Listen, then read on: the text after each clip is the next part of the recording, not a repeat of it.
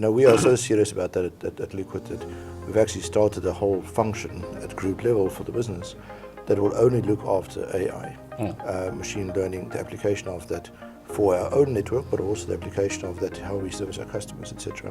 What are some of the lessons from there that can be intertwined with digital transformation to make Liquid a better company and to create revenue, more revenue for you guys? It is legacy systems that we struggle with. Yeah. How do you make sure that what you digitize, you don't just accelerate some of the mistakes you made because you now make it faster than a person could do it, for example. Yeah.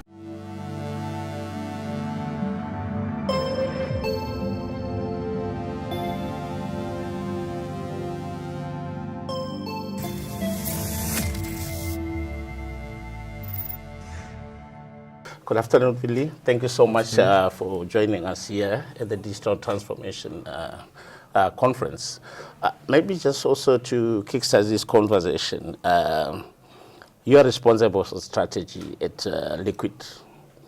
How is digital transformation driving change within your company?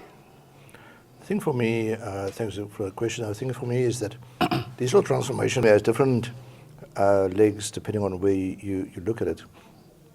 One of the areas of digital transformation we look at is the whole customer interaction. So, for example, digitizing how customers look at our services, how they order the services, how we work at the back end to actually deliver those services, etc. So it's really digitization and digital transformation in terms of how we service and integrate to the customers. I think another area would be how do we digitize and do digital transformation in how we deliver those services. So that could be automation, software-defined networks, network function virtualization, so that you can now deliver these services faster. So firstly, you get the orders in quicker, you have your services in a digital fashion that you expose to the customer, but then also how do I actually deliver those services at the back end faster through automation and digitalization. And as you do that, what are some of the challenges that you were faced, and how have you overcome some of these challenges? I think every company, especially if you have a lot of customers, is the data quality that you work with. It is legacy systems that we struggle with. Yeah. How do you make sure that what you digitize, you don't just accelerate some of the mistakes you made because you now make it faster than a person could do it, for example. Yeah. So it's really about data quality, making sure we use the right data sets, making sure we've got the right systems. Getting rid of legacy systems is very difficult because you might have systems or built in, also embedded into these systems. That's quite difficult. And I think the third challenge we see on digital transformation is skills. Availability of skills at scale that you can use to deliver some of that. And yes, we can offshore some of that, but it's not always the same. It's some of the challenges we see.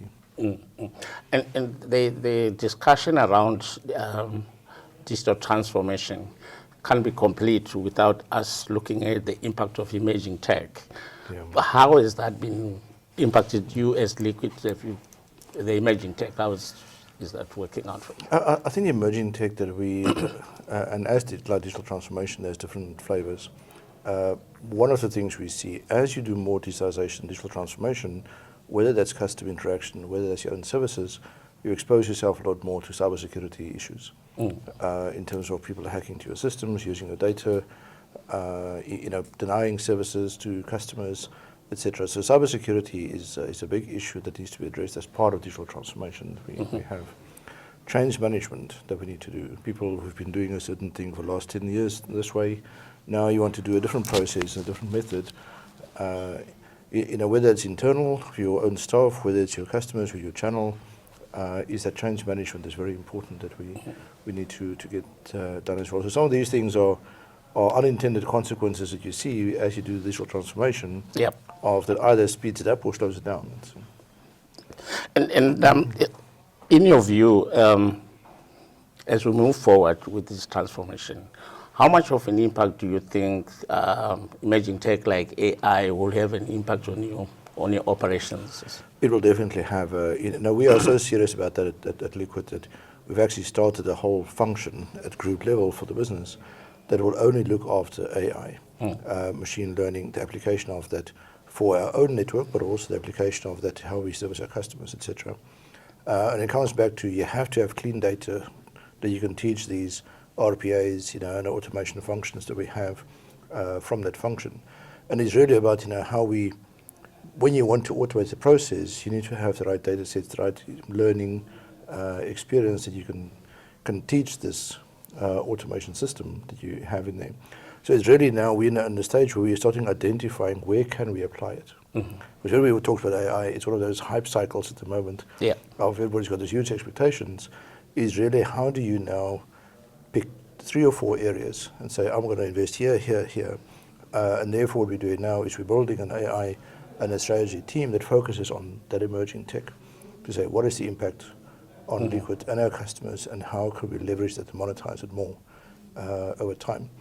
And we encourage, especially our chairman is very passionate about this, to encourage people to start learning and playing around with it. So we created like a learning platform where Liquid sponsors that for all the employees to start enabling you to understand the impact of AI. Get everybody up to a certain basic level of skill of what this means, how can we apply it, how do you use generative AI like ChatGPT, for example, to construct more professional emails and enhance productivity. And everybody finds a way to do that. Recruitment, for example, you can scan CVs through ChatGPT on LinkedIn. These are the type of applications we are playing around with just to start building that basic knowledge of people in. Interesting.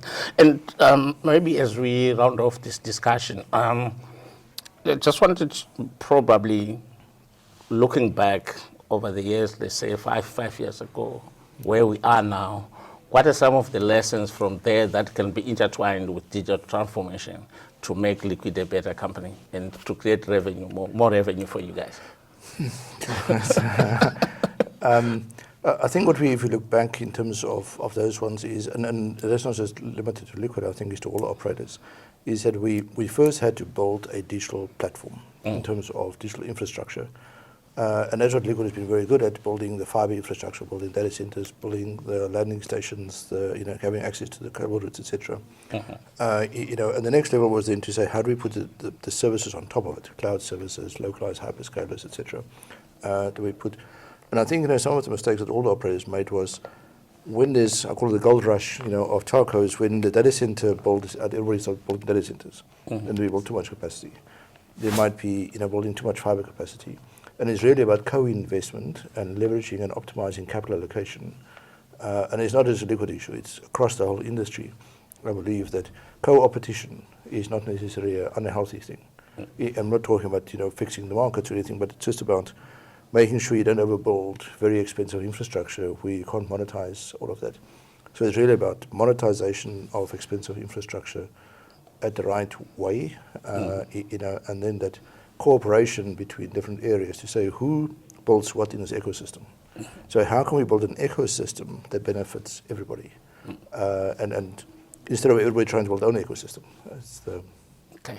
And in conclusion, in your panel, you guys, you spoke about infrastructure, how critical it is probably to share infrastructure. What's your view on that, and what are you guys doing to try and enhance the digital infrastructure that is there on the continent? I think Liquid has always had the view of an open access network, which means that when we put a fiber in and somebody wants capacity on that, we will provide that services. Some examples is the network, national long distance links. Liquid is really the carrier of the long distance traffic in South Africa. We've got multiple long distance routes that interconnect data centers, and most operators buy capacity from us or services from us, either dark fiber, lit fiber, etc. So we're purely an open access network. We believe that the only way to get the returns on investment for our shareholders is to monetize these assets properly, and sharing those assets in a responsible way is the way to do that. That's also why we built a carrier neutral open access data centers where people can co-locate. All the services you can pick up there that we also provide. So we have a Liquid as a network, we've got ADC as data centers, and they're independent from each other.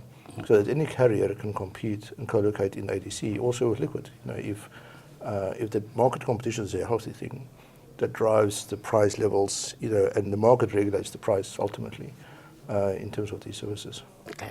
Really, thank you so much for your time. I really appreciate it. Thank you.